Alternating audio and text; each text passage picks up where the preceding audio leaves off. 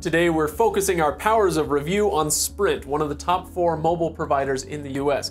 Now, when it comes to mobile providers, this is some pretty complex stuff, so I'll do what I can to just boil it down to the essentials for this video to give you an idea of whether Sprint would be the right carrier for you. So let's dive in.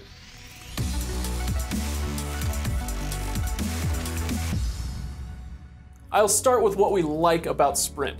For starters, it is the lowest priced of the 4 major carriers. The unlimited plan goes for $65 a month for the first line and $110 for 2 lines. The prices technically go up from there, but there is a deal going on through June of 2019 that gets lines 3 through 5 at no additional charge. And this is a screaming good deal if you need a family plan. Now that's for the unlimited data plans, which is another one of Sprint's strengths, generous unlimited plans. All of the major carriers can throttle your speeds once you reach a certain data usage point, even on those unlimited plans.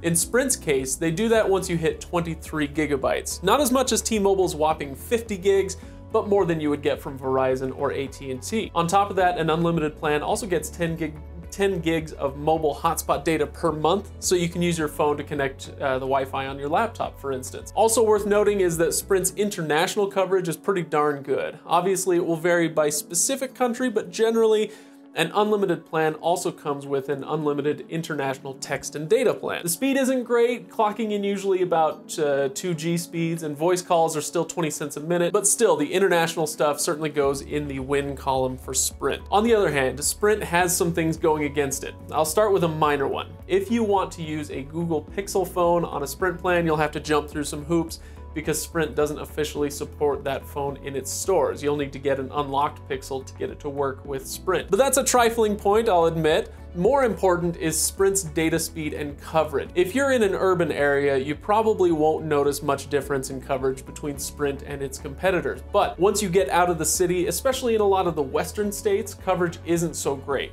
As for speed, Sprint seems to consistently rank last among the major carriers. This doesn't mean that Sprint's speeds are slow per se, just that they are on average slower than the competition. Again, if you're in an area with good LTE coverage, you probably won't have much trouble in the speed department. So, do we recommend Sprint? Well, it basically comes down to this. If you're in an area where Sprint has good coverage, especially good LTE coverage, then the pricing makes it a pretty darn attractive option. So yeah, give Sprint a good hard look in that case. If that's not your situation, well, then you may just want to check out one of its competitors. Of course, we want to hear what you think too, so hit up the comments after you like and subscribe, of course. And if you have more questions about the details of Sprint, check out the full written review over at Reviews.org. I'll throw a link to that in the description below. Anyway, thanks for watching everyone, and we'll see you for the next review.